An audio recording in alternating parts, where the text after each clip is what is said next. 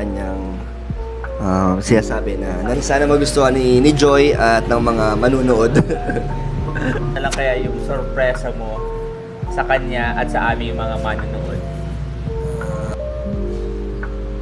Hello guys! So, magandang araw po sa inyong lahat. It's me, your Papa. It's me, Papa Tok.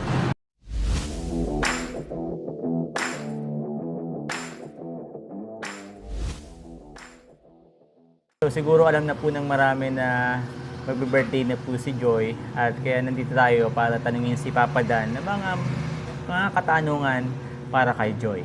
Okay? So, alam po natin na marami po ang naghihintay, yung mga Dan Joy Natics dyan, di ba? Yung mga talagang laging sumusuporta sa kanilang dalawa. So, syempre, isa sa pinakamalapit sa puso ni Joy, sa love team, syempre, walang iba si Papa Dan. Kaya, siguro ito yung time para makipagkwentuhan. At the same time, itanong sa kanya yung mga mahalagang bagay, yung galing sa kanyang puso, and then yung mga bagay na pinaghahandaan niya, di ba? So, tanungin po natin, alamin natin kung ano nga ba. Pero bago po yan, baka malimutan nyo po na mag-subscribe kung hindi pa po kayo nakakapag-subscribe dito po sa ating channel, Papa Tok. Ako nga po palang inyong lingkod, na magtatanong ng mga bagay na naiisipan ko. Baka naiisip nyo rin, kaya itatanong ko rin sa kanya. So, si Papa Dan po kasi madalas dito sa store. Lagi natin siya nakakakwentuhan. Almost every day, dumadaan sila dito para kumain.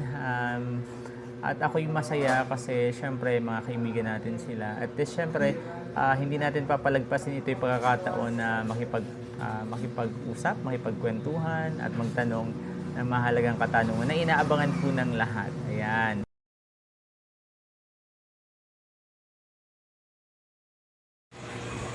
Hello Papa Dan, magandang araw po. Yan. So nandito po si Papa Dan at nalalapit na po ang birthday ni Joy. So meron po akong mga mahalagang katanungan. Siguro ito na yung part 2 ng interview. Part 2 siya. Oo, simula na nakausap kita. So dahil ka-love team mo si Joy, gusto ko lang malaman dahil naghahanda siguro ang lahat para sa celebration niya, di ba? Pati si Joy siguro sa sarili niya para sa kanyang birthday. Diba? Ang tanong ko lang, ano ang gusto mong sabihin sa kanya galing sa iyong puso?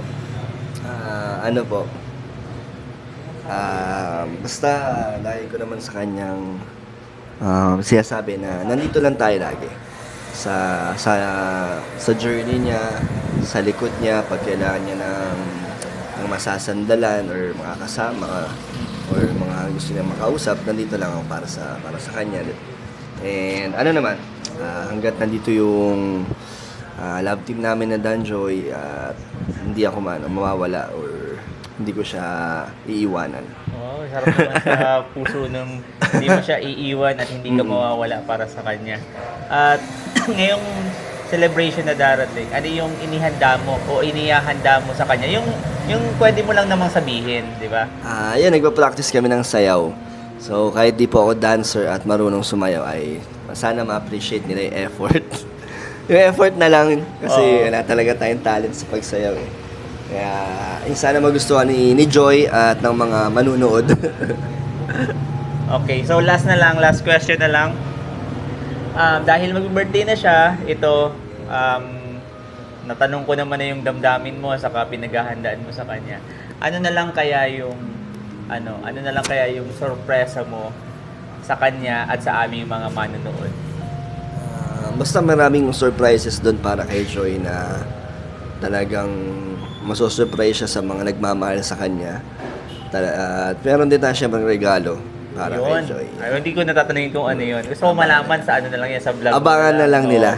Abangan na lang natin. Yes, so, yun lamang po, Papa Dan. Maraming salamat. It's me, Papa. It's me. Thank you, Pas. Papa Tok. Thank you, Pas. Alam nyo guys, ako po, kadalasan kapag nagtatanong tayo sa ating mga kakilala, sa mga nasa kalingap, mostly talaga on the spot po tayo kung magtanong. Hindi ko pinaplano kung ano yung itatanong ko sa kanila. Hindi ko rin, kumbaga, hindi po ako naghahanda o nagpi-prepare ng maraming bagay para sa mga question and answer. Ano po, yung mga ganyan. Hindi tayo scripted pag nagtatanong. Kaya kung ano yung maisip ko on that moment, yun po yung tinatanong natin. Unless siguro, meron po tayong professional interview na gagawin, yun, naghahanda po talaga tayo ng mga specific question, yung mga mahalaga, at sa palagay ko, mangyayari po ito in the future. Abangan nyo po yun.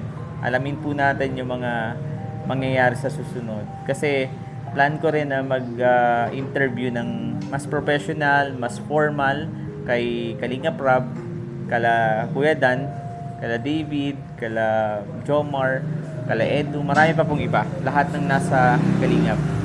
Kapag nakapag-ready po tayo at nagkaroon tayo ng chance na may-interview sila professionally, mas formal, gagawin po natin. So, sana po wag po kayong mapagod na sumubaybay at mag-support po sa ating channel.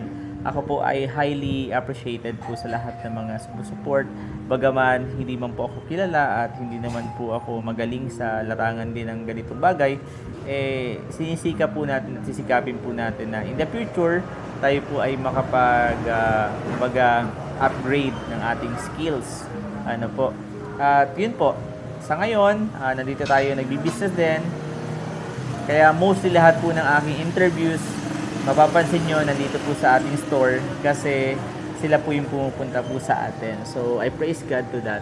So, sana kung nandito rin kayo sa Bicol or dito sa Daet specifically, sana makadaan din po kayo dito at makapagkwentuhan tayo. So, I think yun lamang po. Marami pong salamat. It's me or Papa, it's me, Papa Talk.